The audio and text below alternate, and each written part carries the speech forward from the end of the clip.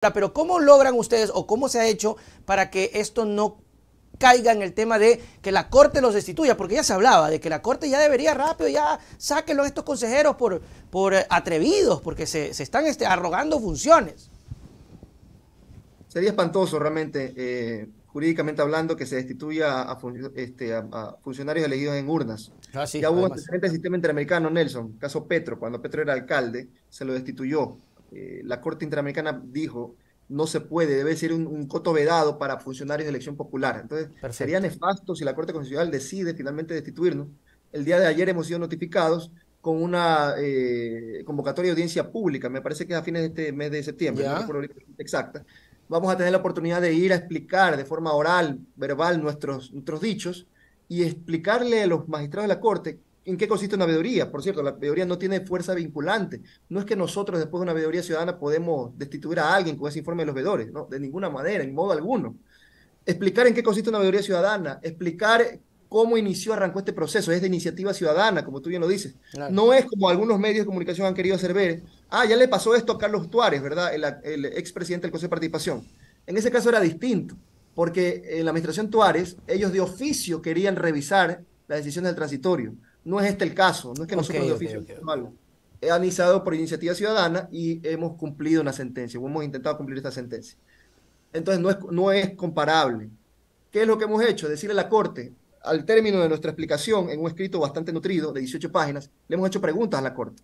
Corte Constitucional, sírvase usted decirnos si lo que corresponde en derecho es que nosotros incumplamos la sentencia constitucional.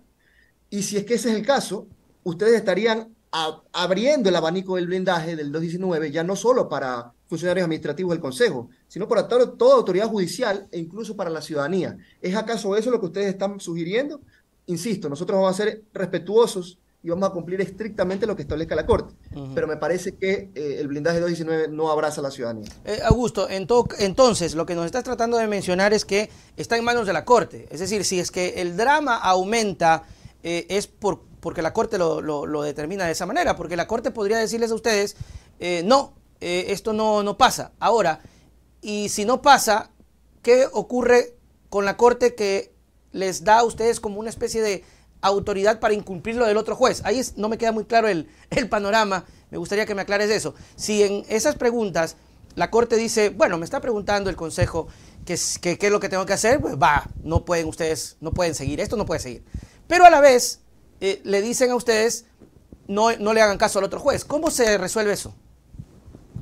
Sería un precedente nefasto, porque insisto, lo que implicaría eso es que el blindaje se abre. Ya no Ya. estamos hablando de la autotutela administrativa, es decir, los consejos definitivos revisando de oficio lo que hicieron la administración Trujillo, sino que estarían diciendo en palabras morochas que ellos son absolutamente intocables y la ciudadanía no puede fiscalizar nada de las actuaciones del Consejo Transitorio, peor del tema de la Corte Constitucional. Ensancharían el blindaje y, a mi modo de ver, dejarían sin efecto el artículo 204 de la Constitución. Pero se van contra la Constitución. Por eso es que yo digo, no es tan sencillo como ciertos constitucionalistas dicen, ¿no? Que está muy fácil, aquí está el dictamen de la Corte Constitucional y la sentencia de un juez constitucional común y silvestre, para ponerlo en palabras, Sí, sí. por forma gráfica. Entonces, ¿qué prima? ¿El dictamen o la sentencia del juez de instancia? Entonces le dicen, el dictamen. Primero que, insisto, a mi modo de ver no existe contradicción, la Corte deberá pronunciarse sobre ese asunto. Y en segundo lugar, no es solo que está en contradicción con una sentencia, sino que es una norma de la propia Constitución, que es el 204, que dice el pueblo es el mandante y primer fiscalizador de todos los actos del poder público. Entonces, estarían tirando por tierra el 204 de la Constitución, no es solo una sentencia de un juez de Montecristi, es modificar la propia Constitución. Y a mí me parece que la Corte, digamos, tiene que resolver en derecho esta encrucijada. Nosotros vamos a ser muy respetuosos de lo que establezca. Sí, es un dilema, realmente es un dilema, pero lo que me llama la atención y quiero aprovechar contigo conversar esto